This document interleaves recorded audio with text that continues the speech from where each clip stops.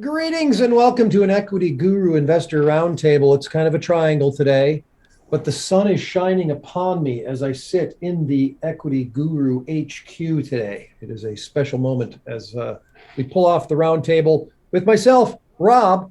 Above me is Galen. Kitty corner is Vishal. And frozen in the downstairs basement is Chris Perry. He'll be joining us on our very next episode. But for today, we're talking about a sector. And it's a very, very fascinating sector these days because it's gold. Is there gold in them thar hills?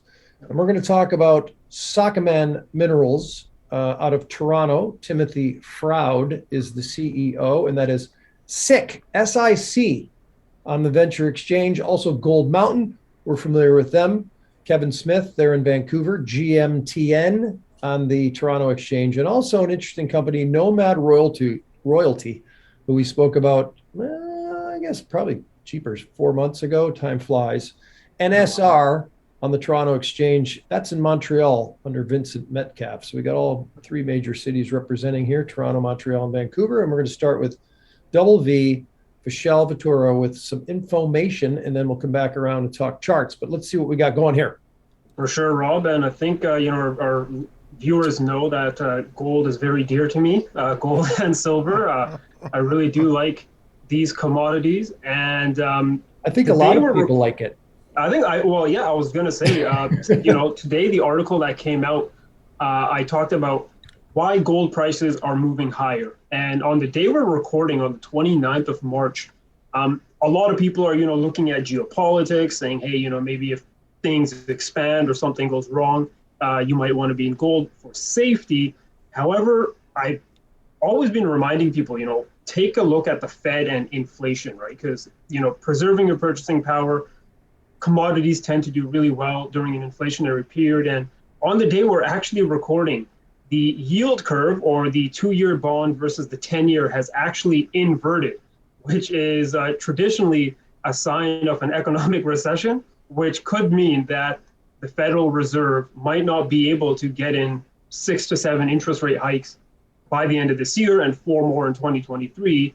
It might mean the Fed might only be able to do 1 or 2 more rate hikes, and then they might have to start accommodative policy again in order to deal with an economic recession or a slowdown. So, I like gold because of the geopolitics and that safe haven, what I call sort of the confidence crisis. But I also like gold as that inflation trade, because if the Fed cannot raise rates as much as they say they're going to, the inflation is still going to persist, which means I think a lot of money is technically still going to run into the gold markets and also other commodities. And when we look at the charts, I'll sort of show you guys how even with the dollar moving and gold, sorry, not the dollar moving, but even with interest rates moving, gold has still relatively stayed up quite strong. And, there's plenty of ways to invest in gold: physical bullion, GLD ETF, other ETFs. You can trade futures, you can trade CFDs. What we're going to do is we're going to stick sort of on the stock side of things, and we're going to look at 3 different type of companies. We're going to look at your junior miner and explorer. We're going to look at your gold miner, and we're also going to look at your royalty and streamers. And before we get into the royalty and streamers, I'll quickly sort of show you why I prefer the royalty and streamers. But, if gold's going to go up, I think all of these different companies are going to do well. And, when you stick with the junior miners, these are the ones that are, technically cheaper priced, and a lot of good returns will come out of these. So think of the juniors as a bit more of a riskier play, but the return will be, a lot larger. And, many of these are still very early stage, right? Like what they're doing is they're exploring, trying to build up a resource. And what's really important, because you never know what's technically underground. So what's really important for these juniors is that they are in a good jurisdiction. We call it a non-AK-47 country. They have some cash in the bank, and they have a team that's done it before or has a lot of experience in the mining industry. So, taking a look at Sokoman Minerals here, these guys are a junior miner and junior explorer, really, that owns several properties, 7 to be exact, in actually one province, and that is Newfoundland, which I'm pretty sure, it's a good, I mean, we know it's a good jurisdiction. It's not an AK-47 jurisdiction. So you have Newfoundland there. There's already plenty of mines that are actually there. There's a few that opened in the previous years. I'm trying to remember that name. I believe it was New Gold, I want to say. But don't quote me on that. But I know, like, in a few years, there's been a new mine that's opened up in Newfoundland. So things are getting done there. Gold is being produced, or mined, sorry.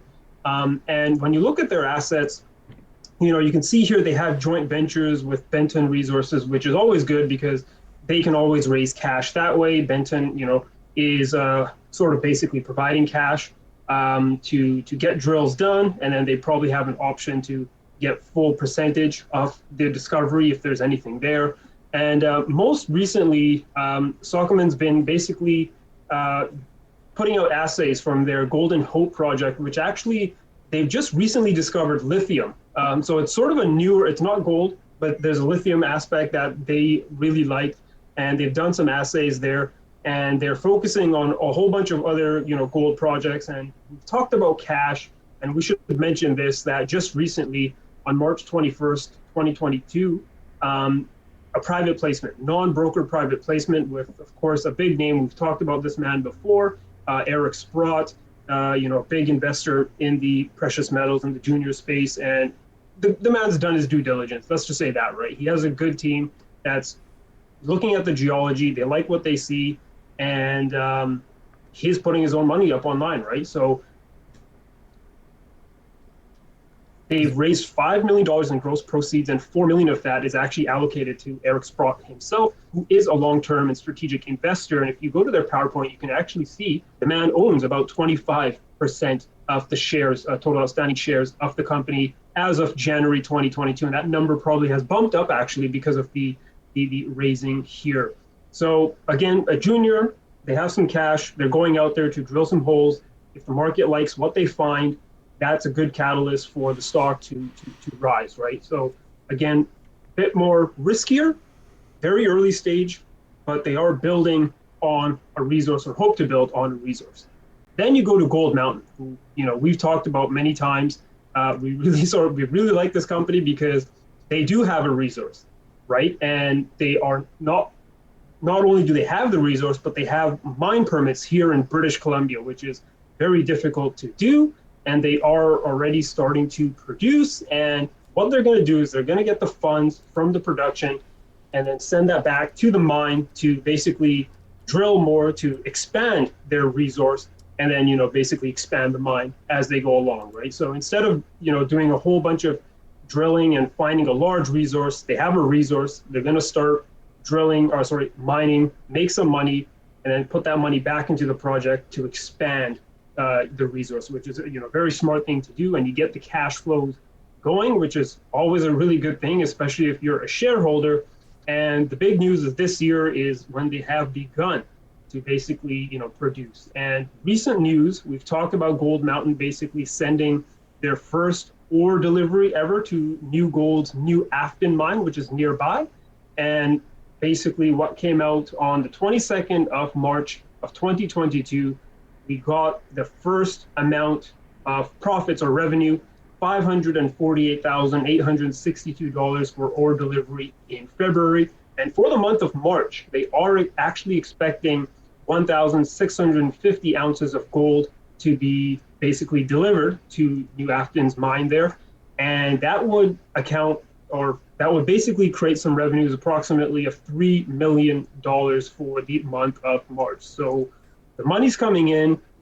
Forward guidance, looking for a month ahead in April 2022. They're also looking at around 1,650 ounces delivered, which would also be another $3 million in the bank. So company has a resource, and they are now producing gold. They're producing gold, selling that gold, making money. Basically what you think of mining, right? Just a regular gold miner, producer. And then finally, we go to Nomad Royalty, which is a royalty and streamer company. And back in the day, I wrote this article about how I love to invest in gold and silver. And I highlighted the royalty and streamer, which I think is probably maybe the best business idea ever. Some people say that with Franco-Nevada. I think it was Pierre Lassonde who was the CEO of that company. And essentially, it's it basically limits the capital cost, right? So these royalty and streamers can be run by 20 or 30 people or even less than that. And essentially what they do is they provide financing to miners, which is a very, capital extensive business, right? We're not just talking about all the permitting and all that kind of stuff, but the actual, fuel, the machinery, all that kind of stuff, very costly stuff. So royalty and streamer, what they'll do is they'll finance these miners who are hopefully, very, they're about to go into production very soon. And essentially what that mining operator does is says, okay, for every ounce of silver or gold that we actually sell, we're going to give you guys, a small percentage of that as a royalty. So great business in my opinion, because essentially, as you can see here on this chart, a royalty and streamer is limited to the capital costs and operating costs. It doesn't really have to worry about that. It does well when when gold prices go up. Does well when there's exploration expansion of those assets that they're financing, and it also does well with dividend yield, because these are mostly larger cap companies, and they deserve a spot in your long-term portfolios because they do pay a dividend, and good management when gold and silver prices or copper prices are dropping, good management will go out there and buy or look for cheap royalties because they know that there'll be a turnaround, and they have more assets producing more money for their shareholders. So taking a look at Nomad's assets here, they have 15, but you want to focus on the 8 producing mines here. So you can see they are in America and Mexico, parts of South America as well. You can find out all the terms of the royalties here in this chart below. And I think, one of these this is probably the more safer way to invest in gold and silver, because they can have catalysts regardless of if gold and silver prices are going higher. So I know I sort of talked a bit long here, but you have one for everyone. You have a junior miner, a producer, and a royalty and streamer. And I'm sure Galen likes all of them. We're talking about Sockman Minerals, SIC on the venture in Toronto, Gold Mountain, GMTN on the Toronto out of Vancouver, and Nomad Royalty, NSR, and the Toronto Exchange. And which one tickles your fancy the most there, Galen? Well, as Vishal mentioned, it really depends on your risk profile as an investor and what you're looking for, short-term growth gains or long-term dividend retirement plans, as it were. So as we found out earlier, Vishal has picked a grab bag for us. You can take a look at all of them and figure out what you want to do. Now, Sockman Minerals is very much a growth play, but high risk, because most of what they have is early stage exploration, and basically they have a huge portfolio, and that's most of these types of junior explorers do that very same thing, hoping that somebody's going to JV with them, find some stuff that they can either spin out, sell off, or I don't know, do a buy out, I guess you could say. Exactly. Yeah. So now with Sockman, they're playing out of Newfoundland, which is, I guess, a new favorite territory for miners right now. There's a lot of people focusing eyes on the East Coast. It hasn't been a very active mining place historically, at least, not recently anyway. So this is a shift. Guys are going there now and finding these mines that have been, or properties, I should say, that have been previously explored. So lots of historical data to go from, nothing in particular at work. Now, from what I understand, Moosehead is an advanced stage project, and Sockman Minerals has actually managed to carry it through to phase 6 exploration, and which they're currently in the midst of right now, and will be hopefully receiving assay results from that particular exploration program as the year progresses. This is me as a neophyte mining investor, I guess you could say, haven't really heard the term phase 6 exploration program that often. Usually it gets to about phase 3 and things start churning. So you can take that for however you want to take it. Eric Sprott doesn't seem to think it's a problem. Like he said, he's in for 25% or better at this point on the shares. The one thing that does make me nervous, but I guess it doesn't make Eric nervous, so who the hell am I, is the amount of shares that are out. You're looking at 226 million diluted shares. So I usually get a little skittish around 100 million, because at that point you're going, there's a lot of equity raises going on here and not a lot of return happening. When are we going to see something go down? But it looks like Eric's in for the long run and he's buying in more. So I don't know. It's your call. He believes in at this point, the company you really want to look at is, you're looking at management, you're looking at money, and you're looking at successful track records from the management themselves. So it all depends on how you view these guys. I don't really know them that well, so I can't really give a huge opinion on that. So as far as my portfolio is concerned, I'm not a huge junior explorer investor. I like to see something a little further down the line. I'm a conservative guy when it comes to putting my money in the markets, and I'm a long-term investor. So growth plays aren't really that interested in me. NFTs are not even on my radar. So it's just, this is probably something I would pass. Doesn't mean it's a bad thing, but it's not necessarily where I'm heading as an investor. Now, Gold Mountain's something a little bit different. They're a lot further down the road. They got their mining permit in place. They've actually managed to push forward mining history in British Columbia after Imperial Mines completely boffoed it for everybody after that mining mine tailings pond spill. There we go. I can speak. Ruining a whole bunch of northern BC. So they've actually managed to get the confidence of both the public and the government back into the mining sector, which is a good thing. Good thing for the province, for those people that are wanting to do mining here. And their project, which is, I think, is the Elk project. Is that correct? Elk Gold. Yep, Elk Gold project. That's pretty damn close to being a production. In fact, it is sort of a production right now. As Vishal was saying, there's gold being smelted, but realistically, this gold that's being processed right now is what is already sitting on the ground. This is the ore piles that were left over from the previous exploration and mining activities at this particular site, which is not a bad thing. It means this company is already putting dollars through the door and isn't just sitting there waiting for an equity raise to get money into the coffers. They're showing that they have it, they're showing that they can produce it, and they're showing that they can get it sold. So that's a pretty good thing. Now these guys, I would be happier as an investor to step into. There still isn't 100% guarantee that this is going to make it to the finish line, but it looks pretty good. And the guys that are behind the wheel on this one have a lot of experience within the sector and a lot of good relationships, and quite honestly, I wouldn't mind throwing some money at these guys. Now, the last people that we talked about was Nomad Royalty. This is the retirement play. This is something that you get dividends on, and you chip a bit more in from your dividends every month.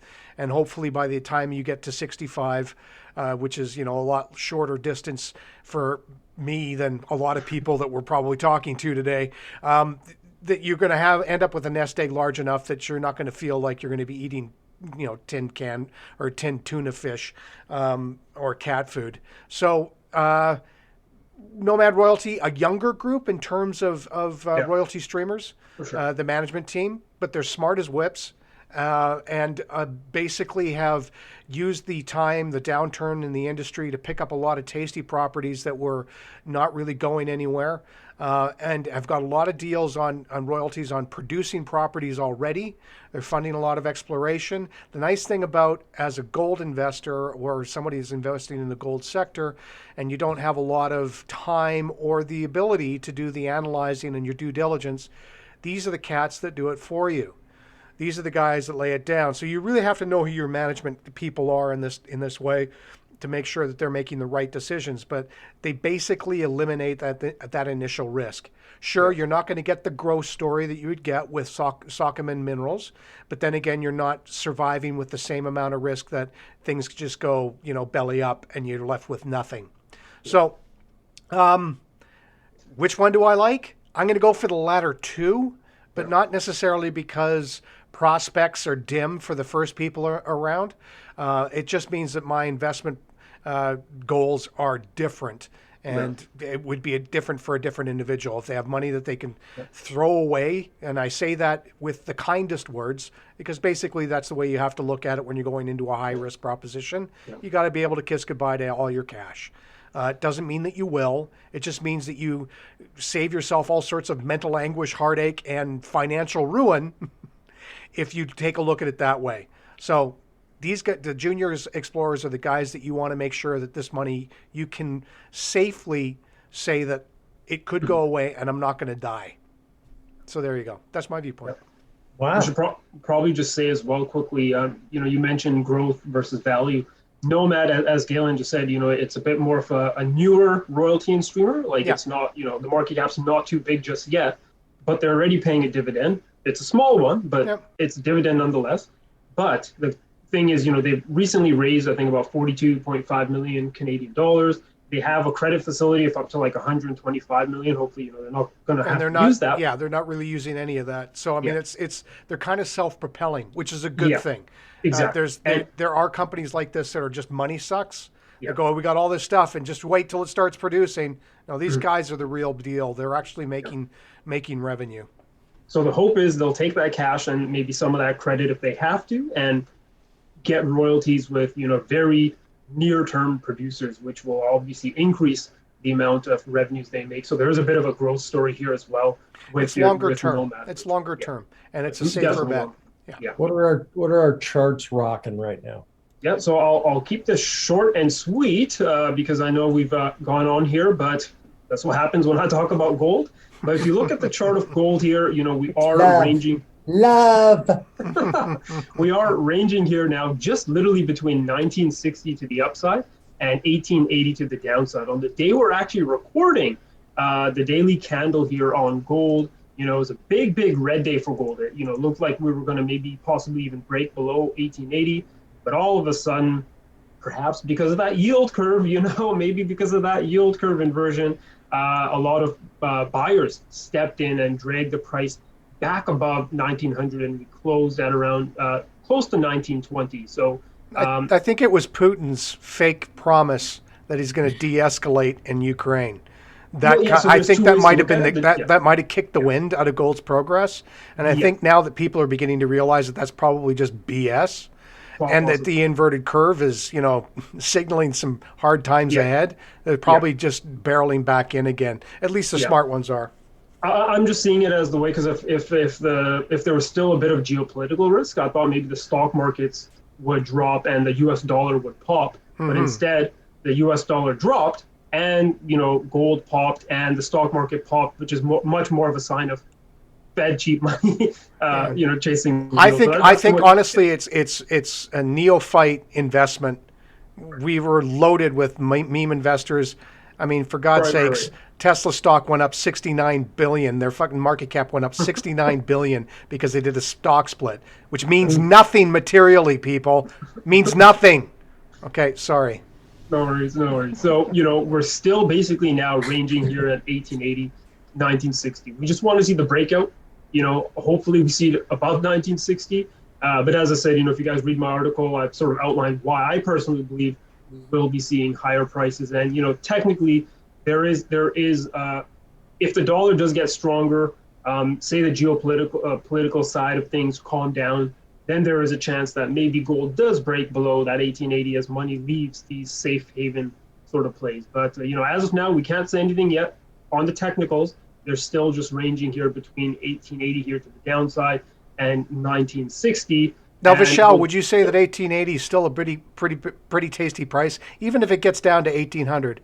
Do you not think in the production terms that gold is still pretty valuable? Like, we won't see producers pulling off, will we? No. I mean, I think they still have to produce. And I think, when you read a lot of these, like, what's that term? I'm having a brain fart here. But basically, the economics for the project, the assessment. Yeah, the preliminary economic assessment.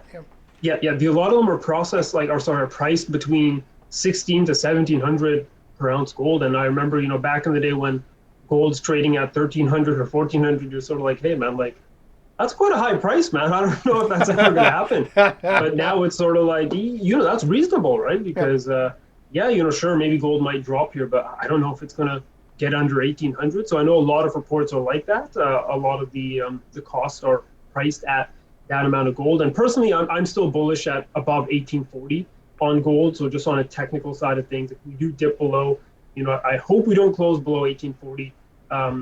If we do, then I might have to sort of reassess sort of my technicals here on gold. But so far it looks okay, even compared to even looking at silver. And as you mentioned, right, it is more for a long-term thing. I don't really want to scare people by saying, hey, gold's going to go down to 1840 here, so you don't want to buy or anything. I think if that happens, it's just a buy opportunity to get to hold positions for the longer term, because I think that's sort of where you want to be when you're investing in gold.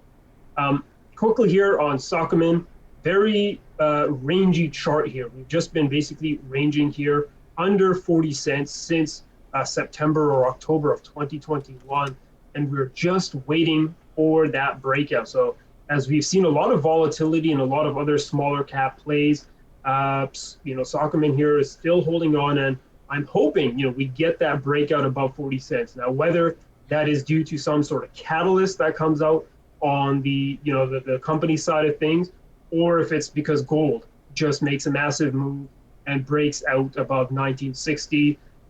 Whatever the case, that's what we really want to see. We want to see that breakout above 40 cents, which would trigger a whole new bullish run. So I really do like this, just because we had our downtrend and we're just consolidating and ranging. And we hope for us bulls, that we get that move to the upside end. Obviously, if you are bullish on gold like I am, you're thinking that breakout will happen. So I do like this chart setup here, and you're going to see the other charts look very similar to this. GMTN, or Gold Mountain. I think in the past we talked about this breakout here. It was a double bottom pattern. Basically, all it is, it's a chart pattern that looks like the letter W, which usually happens at the end of a downtrend. We talked about this. We called that here on EG and also on the Investor Roundtable. We spoke about this breakout above $1.30, and now this $1.30 zone remains support. Basically, price floor. As long as we remain above $1.30 on the daily chart closes, new highs are possible. And you can see here that there is indeed buyers stepping in here at $1.30, where we tested it a few times actually in March. And that's usually a good sign, right? Because when you test it a lot like this and price doesn't close below it, it does mean that there is a good deal of buyers watching this level and saying, hey, let's get in on this breakout support. I've drawn a bit of a trend line here, and it has multiple touches, which I think is technically, means it's a good trend line to watch. And I'm really bullish now. I really hope that this trend line break and basically price remaining above $1.30 is going to lead to GMT, surging and making new highs. And again, whether that is due to this month's or value, right? Because we're only 2 days away from the end of March. Next month, we're going to hear about Gold Mountain's profits, and it could be 3 million if they do meet that 1,650 ounces of gold, in March, and that might be the catalyst to get the stock going. Or, as we said, the price of gold breaking out. And then finally, our good old Nomad royalty actually just acting, as Galen said, as more of a value play. It's just been really ranging here between $8 and $10 here. You can see here they pay a dividend of 5 cents, and all we're waiting for this one is just that breakout above $10. Once we get that major breakout above $10, we're looking at $12 and higher, especially if gold continues to outperform. And I think, this is, again, just a really nice, not just technical play, but if you are looking at something long-term, and you don't really want to worry about where the prices are, I think this is one where you can buy and just keep on adding monthly, because you're going to get the dividends and you're going to get some growth with the team as well. And of course, with precious metal prices going higher, it just benefits the stock in general. Beautiful. I must say I did buy some Gold Mountain not too long ago, probably maybe a couple of weeks. When I was riding around the $1.30s in there somewhere. So Perfect. We'll see what happens. Galen, in terms of spending do right now on these three, 1, 2, 3, or all, what are you doing? You got $7,500. All right. Since it's mine, I guess. I was just going to say, since I don't have to pay this back, I am going to use... Whoa. Yeah, hey. You didn't know about that part, did you? Take it easy. Thanks very much for coming out. Basically, with the $7,500, I'm going to say right now, in a utopian world, I don't have to worry about 15 of it. So I'm going to put 15 in with Suckerman because Well, I'm following Eric at this point. If he's so Yep. invested in this company, something's got to give. I his don't know. geologist is probably telling him something good, right? Well, exactly, right? Something they can't tell us yet. And as I mentioned earlier, they're still in the midst of phase 6 drilling and more assays to come. And they'll be out or stepping out and infilling and doing all sorts of stuff. So who knows? They may end up with a really tasty little deposit there that they could do something with. So 15 of that. That's as much as I'm going to gamble on that.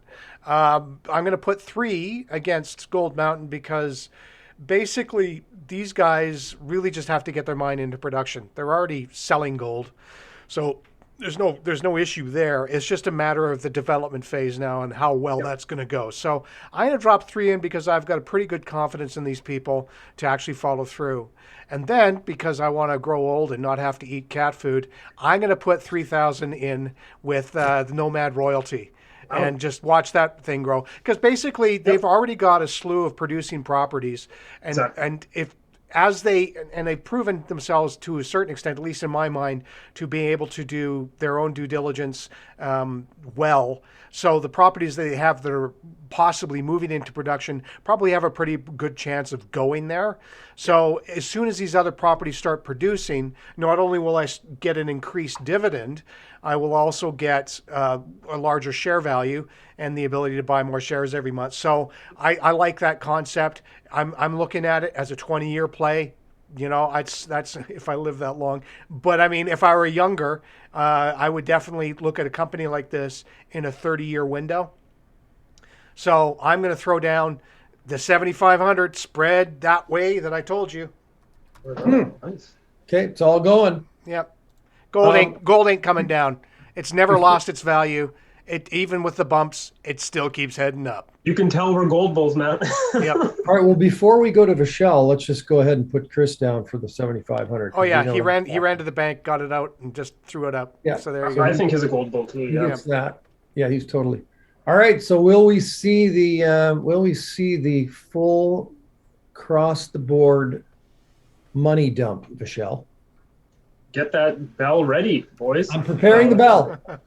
Yep. So my approach is very similar to Galen's. However, I'm going to just allocate 4,000 to Nomad, 2,000 to Gold Mountain, and then 1,500 to Sockman. Similar approach. I like the juniors because. Oh, did you want to ring the bell? Or? 7,500 from everybody. 7,500 from everybody. So my approach is similar there to Galen's. You know, I like gold. If gold's going up, yes, I do believe these juniors will also move up. So you will make a better return. However, just because they're a bit more riskier, I would still just put, 1,500 there because I don't want to put it all in one, basket here. And I think the smarter play or the conservative play would be Nomad, just because how large the company is, paying a dividend, and room for growth. And hopefully management acquires more projects, even when gold and silver prices fluctuate down, right? If there's a bear market all of a sudden, these guys will be able to also acquire projects. So I'm going to put 4K in Nomad, 2K in Gold Mountain, and then 1,500 there in Soccer. All right, there it is. We rang the bell today. 7,500 times 3. That's good stuff. We are talking about Nomad royalty. That's the last one you just dropped. Vishal dropped 4,000, and that's NSR on the Toronto Exchange. Vince Metcalf is the CEO in Montreal. NSR on the Toronto Exchange, Nomad royalty. We also have Kevin Smith out of Vancouver with Gold Mountain. Gold Mountain. How can you go wrong with the name Gold Mountain? That is GMTN on the Toronto Exchange. And then Timothy Froud with Sockman Minerals. SIC, SIC on the Toronto Venture Exchange. SIC in Toronto. They are in Toronto themselves, actually. And there's your 3. We cannot guarantee a damn thing. So let's just get that straight right now, people. If you're watching, listening, and going, ooh, I'm running out, be careful because we are smart, but we can't guarantee anything because that's just life. There's no art. There's no guarantees whatsoever. Am I right, Galen? That is correct.